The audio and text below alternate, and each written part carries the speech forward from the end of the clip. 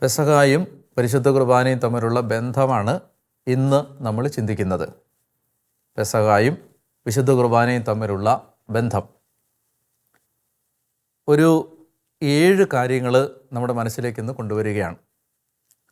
ഒന്നാമത്തെ കാര്യം, പെസഹായ്ക്ക് നിസാൻ മാസം 10-ാം തീയതി ഒരു കുഞ്ഞാടിനെ അവർ തയ്യാറാക്കി വെക്കേണ്ടതുണ്ടായിരുന്നു. 14-ാം തീയതിയാണ് പെസഹ കുഞ്ഞാടിനെ കൊല്ലേണ്ട ദിവസം. 10-ാം തീയതി ആടിനെ തയ്യാറാക്കുമ്പോൾ ആ ആട് ഊനമില്ലാത്ത, കുറവില്ലാത്ത കുഞ്ഞാടായിരിക്കണം എന്ന് നിർബന്ധമുണ്ടായിരുന്നു. ഇതാണ് പരിശുദ്ധ കുർബാനയുമായി ബന്ധപ്പെട്ട് പെസഹായുടെ ആദ്യത്തെ താരതമ്യം, സമാനത.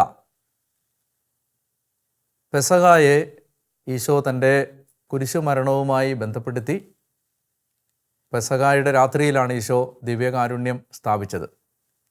അതുകൊണ്ട് തന്നെ ഈ പെസഹ കുഞ്ഞാടിൻ്റെ സ്ഥാനത്താണ് യേശു തന്നെ നമുക്ക് പറഞ്ഞു തരുന്നത്. ഈശോ സ്വയം അവതരിപ്പിക്കുന്നത് പെസഹ കുഞ്ഞാടായിട്ടാണ്. അപ്പോൾ ഈ പെസഹ കുഞ്ഞാട് കറയില്ലാത്ത കുഞ്ഞാടായിരുന്നു എന്ന് നമ്മൾ തിരിച്ചറിയുന്നത് യഥാർത്ഥത്തിൽ പത്രോസ് അപ്പസ്തോലൻ എഴുതിയ ലേഖനത്തിലാണ്. അപ്പസ്തോലനായ പത്രോസ് ഇതിനെക്കുറിച്ച് പറയുമ്പോൾ, പത്രോസിൻ്റെ ലേഖനത്തിൽ, ഒന്നാമത്തെ ലേഖനം, വിശുദ്ധ പത്രോസിൻ്റെ ലേഖനം, 1-ാം ലേഖനം 1-ാം അധ്യായം 18-19 വാക്യങ്ങളിലാണ് ഈ ഊനമില്ലാത്ത കുഞ്ഞാടായ ക്രിസ്തുവിനെ നമുക്ക് പരിചയപ്പെടുത്തി തരുന്നത്.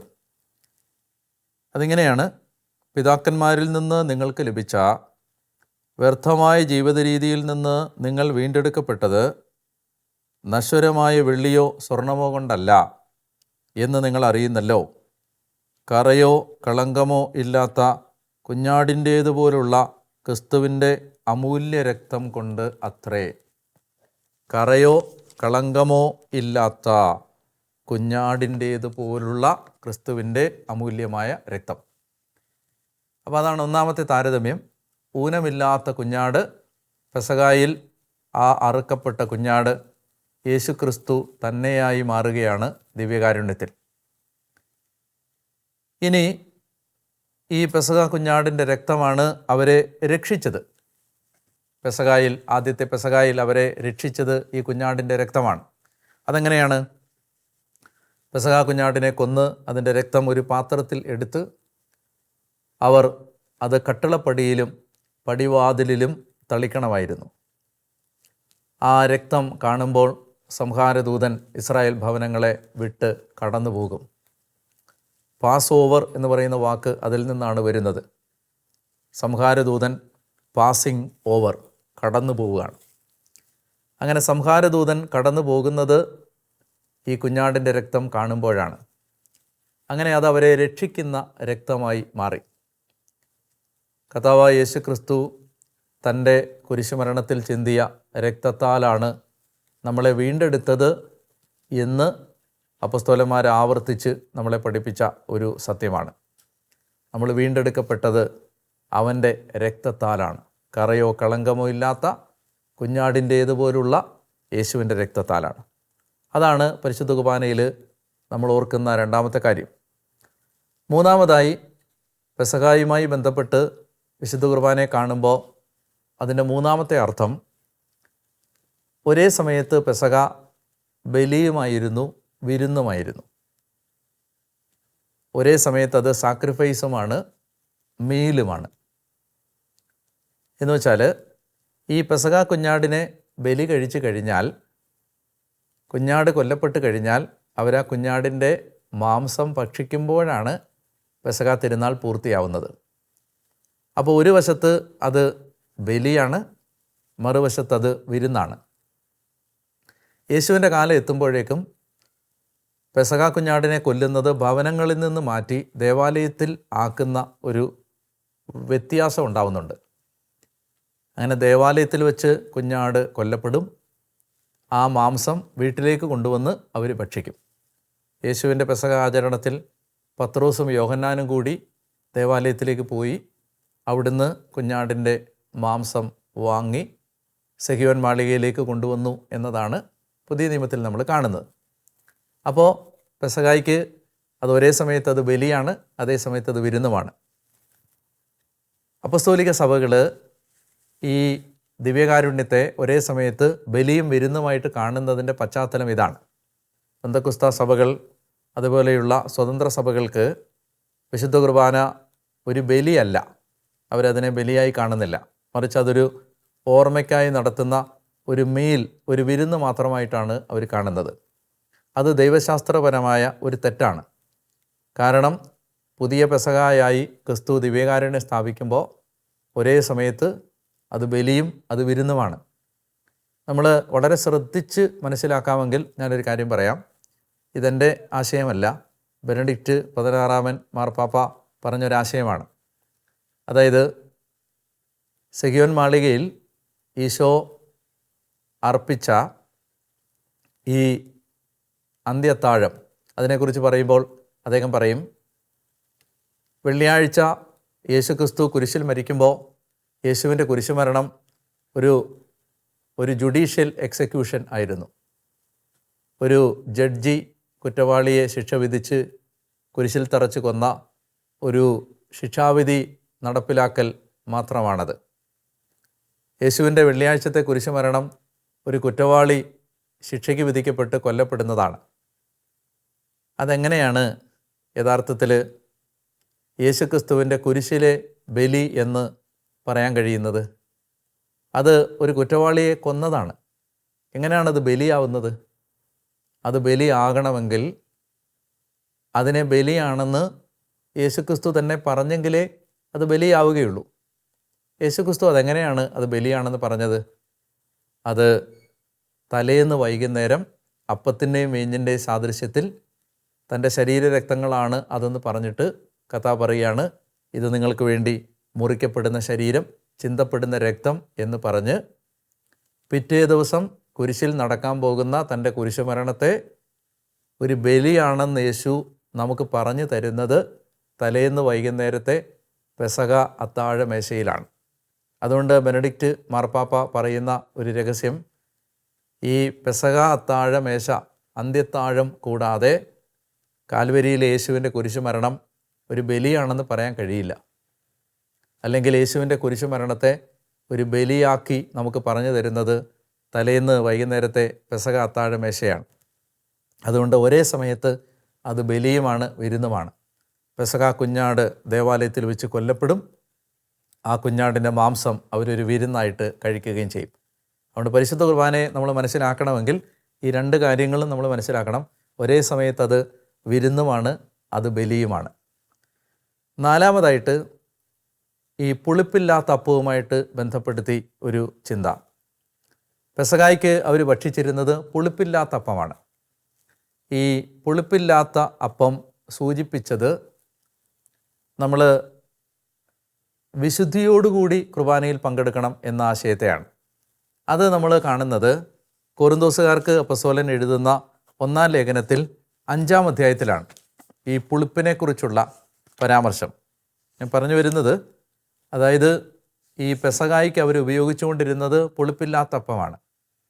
ആ പുളിപ്പില്ലാത്ത അപ്പം പുതിയ നിയമത്തിൽ എന്താണ് എന്ന് അപ്പസ്തോലൻ നമുക്ക് പറഞ്ഞു തരുന്നത് യഥാർത്ഥത്തിൽ ഈ 1 കൊറിന്തോസ് 5-ാമത്തെ അധ്യായത്തിലാണ്. 5-ാം അധ്യായത്തിൻ്റെ 7ഉം 8ഉം വാക്യങ്ങൾ ഞാൻ വായിക്കുകയാണ്. 1 കൊറിന്തോസ് 5, 7, 8. വചനം പറയുകയാണ്, നിങ്ങൾ പുളിപ്പില്ലാത്ത പുതിയ മാവ് ആകേണ്ടതിന് പഴയ പുളിപ്പ് നീക്കിക്കളയുവിൻ. നിങ്ങൾ പുളിപ്പില്ലാത്തവർ ആയിരിക്കേണ്ടതാണല്ലോ. എന്തെന്നാൽ നമ്മുടെ പെസഹ കുഞ്ഞാടായ ക്രിസ്തു ബലിയർപ്പിക്കപ്പെട്ടിരിക്കുന്നു. അതിനാൽ, ഇവിടെയാണത് പറഞ്ഞിരിക്കുന്നത്, അതിനാൽ അശുദ്ധിയും തിന്മയുമാകുന്ന പഴയ പുളിപ്പ് കൊണ്ടല്ല, ആത്മാർത്ഥതയും സത്യവുമാകുന്ന പുളിപ്പില്ലാത്ത അപ്പം കൊണ്ട് നമുക്ക് തിരുനാൾ ആഘോഷിക്കാം. പഴയ പെസഹായ്ക്ക് പുളിക്കാത്ത അപ്പമാണ്, പുളിക്കാത്ത മാവിൽ നിന്നുണ്ടാക്കിയ പുളിപ്പില്ലാത്ത അപ്പമാണ് അവർ ഉപയോഗിച്ചിരുന്നത്. പുതിയ നിയമത്തിലേക്ക് വരുമ്പോൾ വിശുദ്ധ കുർബാനയുമായിട്ട് ബന്ധപ്പെടുത്തി അതിനെ കാണുമ്പോൾ നമ്മൾ വിശുദ്ധിയോടുകൂടി ആത്മാർത്ഥതയും സത്യവുമാകുന്ന ആ പുളിപ്പില്ലാത്ത അപ്പമായിട്ട് നമ്മൾ മാറുമ്പോഴാണ് ദിവ്യകാരുണ്യം സ്വീകരിക്കാൻ നമുക്ക് യോഗ്യത കിട്ടുന്നത്. അപ്പോൾ അതാണ് 4ാമത്തെ ഒരു താരതമ്യം. 5ാമത്തേത്, പഴയ പെസഹ അവർക്ക് അടിമത്തത്തിൽ നിന്നുള്ള മോചനമായിരുന്നു. അവർ ഫറവോയുടെ അടിമത്തത്തിൽ നിന്ന് മോചനം പ്രാപിച്ച് കാനാൻ ദേശത്തേക്ക് യാത്രയായി. പുതിയ പെസഹ പാപത്തിൽ നിന്ന് പുതിയ മോശയായ ക്രിസ്തു നമ്മളെ മോചിപ്പിച്ച് സ്വർഗീയ കാനാനിലേക്ക് നടത്തുന്നതിൻ്റെ പ്രധാനപ്പെട്ട ഒരു പടിയാണ്. അതൊരു പുതിയ പുറപ്പാടാണ്. ഇനി 6ാമത്തെ ഒരു ബന്ധം, ഈ പെസഹയെ സംബന്ധിച്ച് മോശ പറഞ്ഞിരുന്ന പ്രധാനപ്പെട്ടൊരു നിർദ്ദേശം, ഇത് നിങ്ങൾ വരുംകാല തലമുറകൾ മറന്നു പോകാതിരിക്കാൻ നിങ്ങളതിനെ ഒരു ഓർമ്മയായി എല്ലാ വർഷവും ആചരിക്കണം. അപ്പോൾ ഓരോ പെസഹ തിരുനാളും ഓർമ്മയാചരണമായിരുന്നു. എന്തിൻ്റെ? അവരടിമത്തത്തിൽ നിന്ന് പുറത്തേക്ക് വന്നതിൻ്റെ ഓർമ്മയായിരുന്നു ഓരോ പെസഹ ആചരണവും. കർത്താവ് ശംശിക അന്ത്യത്താഴമേശയിൽ വെച്ച് അവരോട് പറഞ്ഞത് അത് തന്നെയാണ്, ഞാൻ വരുന്നത് വരെയും എൻ്റെ ഓർമ്മയ്ക്കായി നിങ്ങളിത് ചെയ്യണം. 7ാമത്തെ ഒരു താരതമ്യം, പെസഹ കുഞ്ഞാടിൻ്റെ അസ്ഥികൾ ഒടിക്കാൻ പാടില്ല എന്ന് നമ്മൾ ആദ്യം വായിച്ച വചനത്തിൽ വായിച്ചു, പുറപ്പാട് 12 നിന്ന്.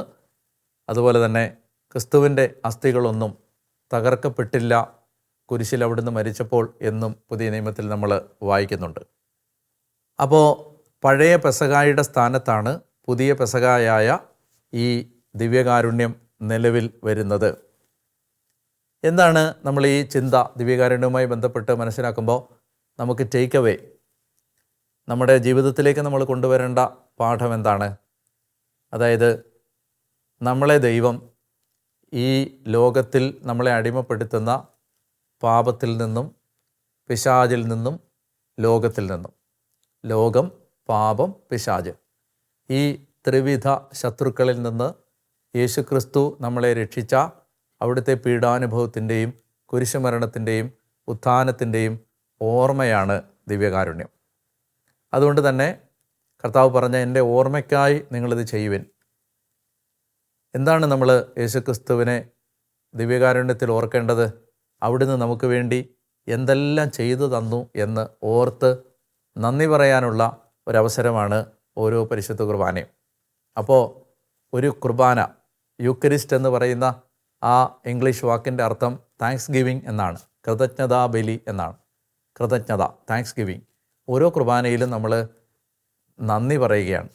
ദൈവമേ, നീ എനിക്ക് വേണ്ടി എന്തെല്ലാം കാര്യങ്ങൾ ചെയ്തു തന്നു. ഈ നന്ദി നമ്മുടെ മനസ്സിലുണ്ടാവാൻ, ആ ഓർമ്മ നിലനിർത്താൻ ഈ പെസഹായുമായി ബന്ധപ്പെട്ട ചിന്തകൾ നമ്മളെ സഹായിക്കും. ഞാൻ പെസഹായുടെ ചിന്തകൾ ഉപസംഹരിക്കുന്നതിന് മുമ്പ് ഒരു കാര്യം കൂടി ചൂണ്ടിക്കാണിക്കാൻ ആഗ്രഹിക്കുന്നു. ഓരോ തവണയും പെസഹ ആചരിക്കുമ്പോൾ പിന്നീട് നമ്മൾ കാണുന്നുണ്ട്, ആദ്യം ഈജിപ്തിൽ വെച്ച്, പിന്നീട് 2ാമത് സീനായി മരുഭൂമിയിൽ വെച്ച്, പിന്നീട് 3ാമത് അവർ പെസഹ ആഘോഷിക്കുന്നതായി നമ്മൾ കാണുന്നത് ഗിൽഗാലിൽ വെച്ചാണ്. കാനാൻ ദേശത്തേക്ക് കയറുന്നതിന് തൊട്ട് മുമ്പ് നമുക്ക് കാണാൻ പറ്റും, ഈ പെസഹ അവർക്ക് ഒരു ഉടമ്പടി സംരക്ഷണത്തിൻ്റെ അടയാളമായിരുന്നു. ഞാൻ ഒന്നുകൂടെ പറയാം, ഈ പെസഹ അവർക്ക് ഒരു കവനൻ്റൽ പ്രൊട്ടക്ഷൻ്റെ അടയാളമായിരുന്നു. പെസഹ ഭക്ഷിക്കുമ്പോൾ അവർ പ്രൊട്ടക്റ്റഡ് ആവുകയാണ്. ആദ്യത്തെ പെസഹ ഭക്ഷിച്ചപ്പോൾ സംഹാരദൂതനിൽ നിന്ന് അവർ സംരക്ഷിക്കപ്പെട്ടു. 2ാമത്തെ പെസഹ ആചരിച്ചപ്പോൾ അവർ കാളക്കുട്ടിയെ ആരാധിച്ച് കൊല്ലപ്പെട്ട ആ സാഹചര്യത്തിൽ നിന്ന്, ആ ദൈവകോപത്തിൽ നിന്ന് സംരക്ഷിക്കപ്പെട്ടു.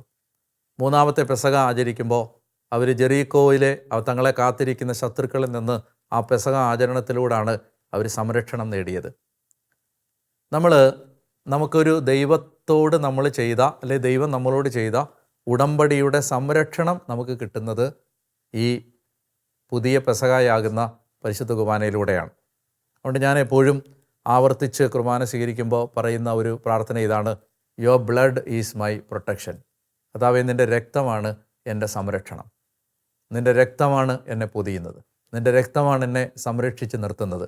Your precious blood is my protection. അതുകൊണ്ട് ഓരോ പരിശുദ്ധ കുർബാന സ്വീകരിക്കുമ്പോഴും നമുക്ക് ഈ ഒരു പ്രാർത്ഥന ആവർത്തിക്കാൻ കഴിയട്ടെ. യേശുവേ, നിൻ്റെ വിലയേറിയ രക്തമാണ് എന്നെ പൊതിഞ്ഞ് സംരക്ഷിക്കുന്നത്.